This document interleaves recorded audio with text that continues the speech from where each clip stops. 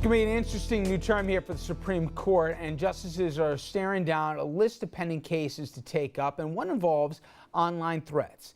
Anthony Alanosis, I'm sure I butchered the name, I'm sorry, convicted of making threats on Facebook, thank you Mark, against his estranged wife and an FBI agent. He said things like, "I'm not going to rest until your body's a mess, soaked in blood and dying from little cuts."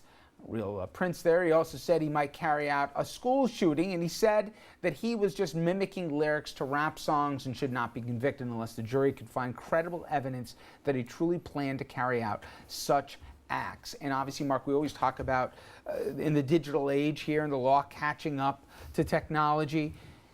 What's before the court on this one, and how should they look at threats differently if they're online versus verbally said face-to-face? Well, the law at issue doesn't contain an intent requirement. In other words, the defendant, by the terms of the law, does not have to have intended to instill fear in the person who reads or sees or hears the threat, and that's the law in our federal court here. It's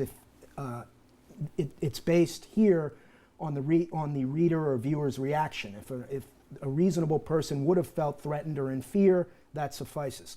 With the advent of the internet and the proliferation of this kind of speech, other courts outside this Second Circuit area have said, no, we're going to read an intent requirement into the statute that the person who's making the comment has to have intended to instill fear, because this kind of speech now is much more common with the advent of the internet. So the Supreme Court is going to resolve that conflict. Do you have to have means to carry out a threat? For example, you threaten to attack a school. Do they have to show that you had bomb equipment or whatever else, or a weapon, or is it, you say it's... If a reasonable person in our circuit would have felt threatened by it, that's enough. But this person is a wackadoo who had no means to carry it out, obviously. He was just venting, emulating rap lyrics.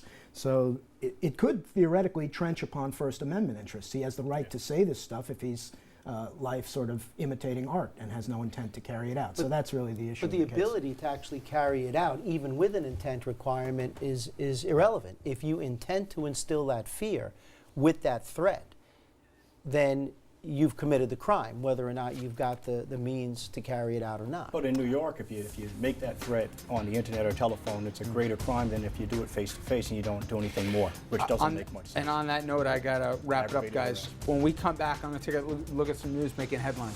Thank you, gentlemen.